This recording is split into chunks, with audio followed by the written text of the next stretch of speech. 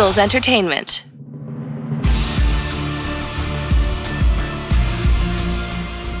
Welcome, Eagles everywhere, to the Eagles Insider Podcast, presented by Lincoln Financial Group. Insider Dave Spadaro with you, and we've changed things up a little bit here this week because the Eagles have as well. The team's virtual offseason conditioning program ending on Monday, and that means head coach Doug Pederson made himself available to me first, and you'll hear it right here. An exclusive one-on-one with the head coach of the Philadelphia Eagles as we review what's happened in the spring and look forward to a most exciting, we hope, 2020 Philadelphia Eagles season. Hello, Eagles everywhere. I'm Eagles Insider Dave Spadaro, and I'm joined by the head coach of the Philadelphia Eagles, Doug Pederson, as the Eagles end the virtual offseason program early. Doug, let's start with you and how you're doing. How has your spring been to date? Yeah, thanks, Dave. First of all, I hope everybody is, staying safe and healthy and doing well, and just like we are. Everything's been going extremely well, and for me, it's just a matter of just continuing to organize, continuing to lead and plan, and pushing hopefully for and towards training camp. But I couldn't be happier where we are right now as a football team. My hat's off to my coaching staff, the trainers, strength conditioning, everybody that's been involved with this offseason program, and been very, very pleased with everything. Why did you end the program early? Initially, this was scheduled, I guess, to go through next week. Why end it today? Yeah, we were scheduled, to go through the 24th, and I just really feel like we're in a good place right now as a football team, and with the uncertainty of when training camp is about to start, I still wanted to have these guys fresh and ready and prepared mentally that way. And so by shutting things down, it gives them time to kind of catch their breath just a little bit, coaches and players. And as I said, we were in a good spot. We've been in a good spot now for a while, good rhythm with everything that we've done. And so I felt that in the best interest of everybody to go ahead and shut down the offseason program and prepare for this next couple of weeks. Okay, so Doug, talk about what you take away from a virtual program where you cannot reach out and touch players, you can't get them on the field, you can't see how they're taking what they learned from the classroom out to the practice field. What do you think you accomplished here in the last several weeks? Well, I think one thing that you're absolutely right. Not being on the grass has definitely been the biggest issue for all 32 teams. This spring, not being able to just kind of see what they do know, especially the young players, the rookies, and the new additions to your football team. But being in and out of meetings and listening and having my coaches do write-ups on our players and really understanding where the mindset of our guys are. I again feel like they're in a really good spot, and the takeaways are just that, and a lot of information has been given to our players from a football standpoint, even from a training and medical standpoint. So again, without being too redundant and without being to the point where it becomes boring and monotonous for everybody, it's just a matter of now just preparing and getting ready for camp whenever that is. Doug, obviously a huge topic of conversation has been these global, very emotional, very passionate protests in the wake of the death of George Floyd. How have you felt about that? How have you addressed that with the football team, and how have the players responded to all that? Yeah, first of all, for me, obviously, it was a shame, and my heart sunk, obviously, for the Floyd family and for all those involved. But this is something where now I think as individuals we have to look inward, and we have to look at each. I have to look at myself first, and it has to start with me as not only the leader of the football team, but a leader of my family and my household. And so I felt like it was a couple weeks ago. It was a great opportunity to really begin the conversations with our football team, with the Philadelphia Eagles, and allow our team, allow our players to talk and speak, and not only to start the conversation, but I reiterated again to the players that we need to keep having these conversations. But, as I mentioned, it starts with me, and you have to look inward before we can focus on the outward. And I'm looking forward to having these conversations as we move forward with our team. So to this point, Doug, specifically, has there been a group conversation? What has taken place in those, if there have been conversations, and what specifically has been said by the players, by yourself, by Jeffrey Lurie? Well, obviously we saw what and read what Jeffrey had put out, and he was right on point with everything that he mentioned there, and it was great for him as the leader, as the owner of our football team, to take that stand and to take those necessary steps. But from the standpoint of even listening to my coaches talk and the dialogue that they've had with their players in their individual meetings, and continuing the conversations and continuing the dialogue has been very positive here in the last couple of weeks. And it's just something, as I mentioned, I think it's something that we're going to continue. I know we're going to continue to revisit and talk and have open dialogue. It's been part of the success we've had in Philadelphia, is being able to have difficult and challenging conversations as a football team. And we have to pay attention to life, obviously, and focus on that, because that's the most important thing. And then we can always get back to football at any time. Doug, we turn our attention to training camp, the regular season. I mean, what do you know about what's next? What have you been told by the league? Well, I know they're still working through a couple of things, and quite honestly, I'm pushing as if training camp goes as scheduled, as we plan. Things will look different. Training camp will probably look a little bit different. Obviously, we know regular season games could possibly be a little different, but we'll just take it one day at a time, and when we get there, we'll make those decisions. What has this taught you as a head coach, running an organization, a football organization, about being flexible and about being resourceful and, thinking outside the box and accomplishing what you want to accomplish, what you need to accomplish, and not doing it in a conventional manner? Well, I think it's for me personally, it's made me more efficient in my job. It's made me focus solely on the football team and the tasks, and I wasn't quite certain how things were going to go at the beginning of the offseason with the virtual program.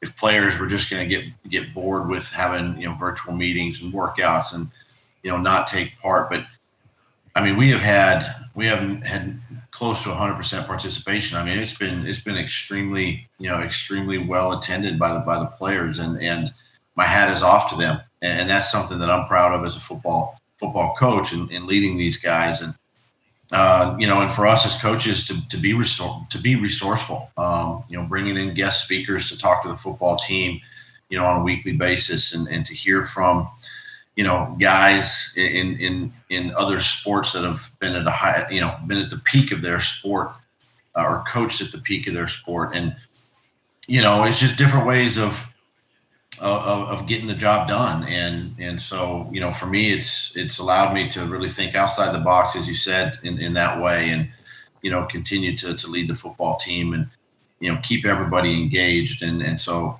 again, more reason to, shut things down a little bit early. Doug, we talked about it a little bit before, but let's talk more about some of the speakers that you had in. Who did you have in? I know Phil Jackson, Steve Kerr. Who else came in and spoke to the team, and what kind of impact do you think they had? Yeah, the two you mentioned there, Steve Kerr, Phil Jackson. We had CeCe Sabathia on, Charles Barkley on, Mike Trout, came on and visited with us, and guys that, that's an all-star lineup right there, with the guys that and coaches who came in and shared their experiences with the football team. And it was fun. It was fun for me to get to know these individuals, but yet at the same time to ask questions that I know a lot of our players were wanting to ask and to have dialogue, and to hear how they prepared, to hear how they worked in season and out of season. And it was just it was fun. And for the 25 to 30 minutes, of conversation to just lean on their experiences and have takeaways and then to go back and revisit those conversations and pull something that I could use potentially moving forward with the team. Doug, as you said, we really don't know what's next.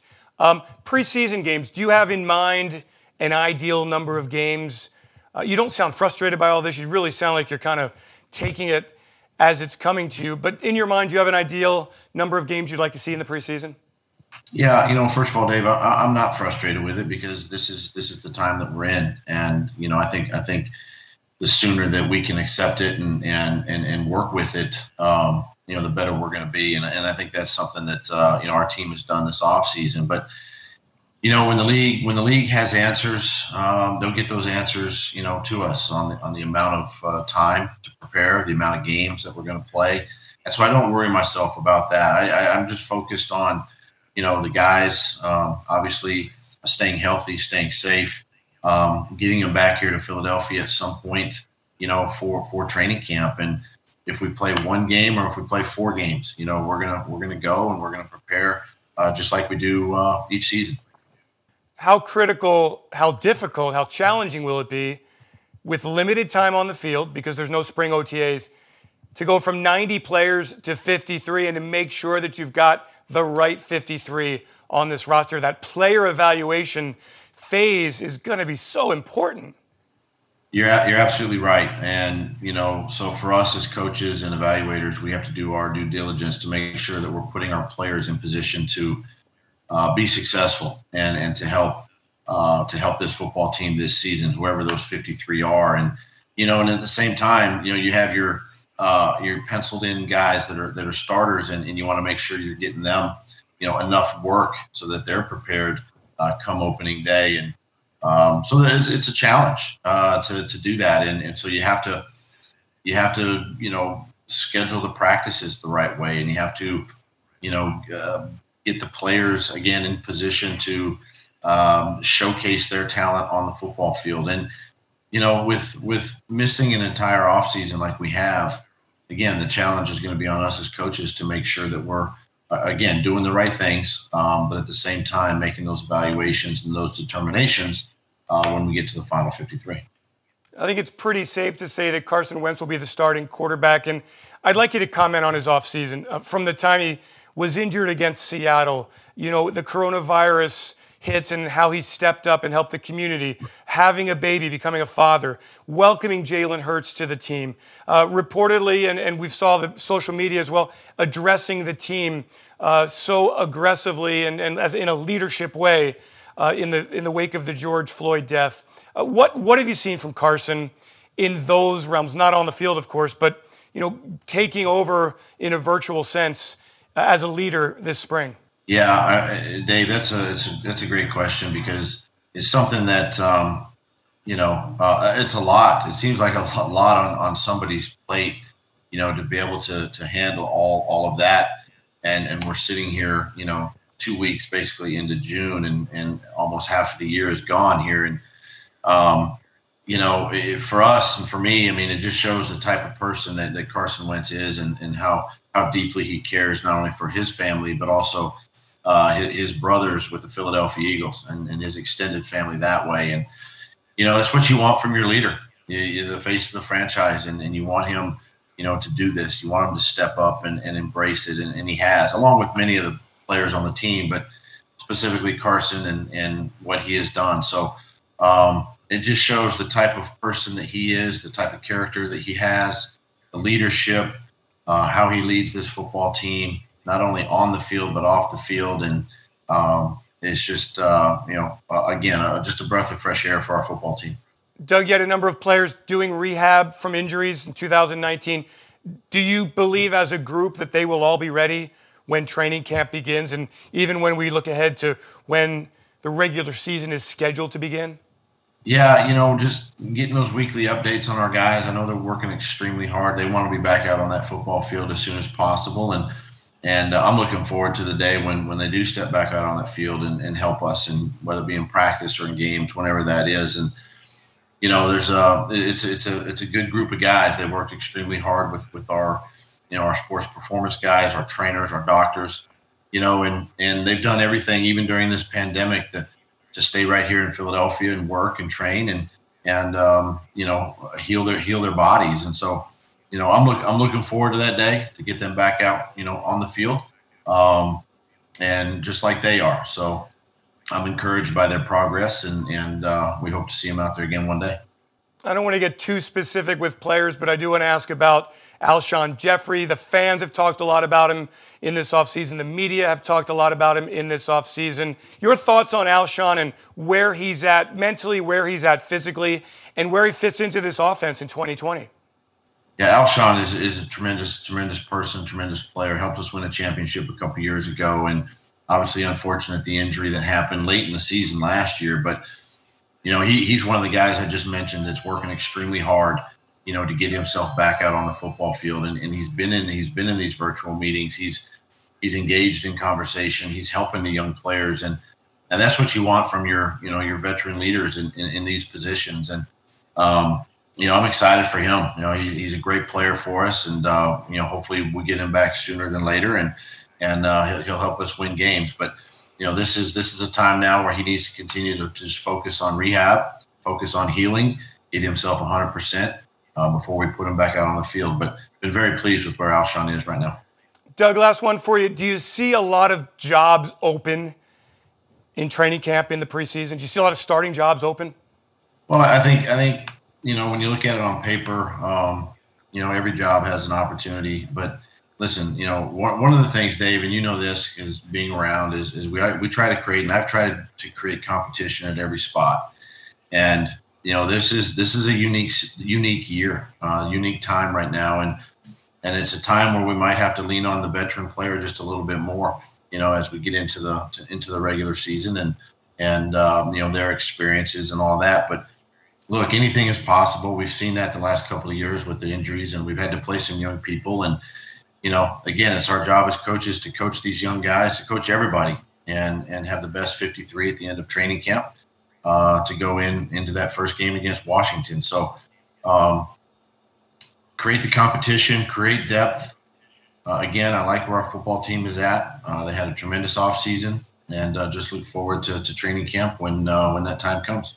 Doug, thank you so much. Enjoy your offseason. I know you'll be playing a lot of golf. Stay safe out there, and can't wait to see you back at the NovaCare Complex. Yeah, thanks, Dave. Good talking with you. Hope to see you soon. Stay safe. Have a great summer. Many thanks to head coach Doug Pederson. And now we obviously will wait to see what happens as the league ponders its options for training camp, for the preseason, and for the regular season, scheduled to begin against the Washington Redskins. That'll do it for this Eagles Insider Podcast presented by Lincoln Financial Group. Thanks so much for joining us. If you have a moment to drop us a review, we would most appreciate it. And thanks for joining each and every episode. On Wednesday, I've got Vi Sikahema, former Eagle, and who has been a fixture in the Philadelphia media since 1994. He'll talk about his career, and we examine Carson Wentz, the comeback kid. The numbers say he jumped a bunch in that category in 2019. Thanks to Ray Doyle and Peter Kelly for putting it all together. And again, thanks everyone for joining us here. Stay safe, stay healthy, and let's enjoy the rest of our summers before we get ready for some football in 2020. Have yourselves a great Eagles day, everyone, and fly, Eagles, fly.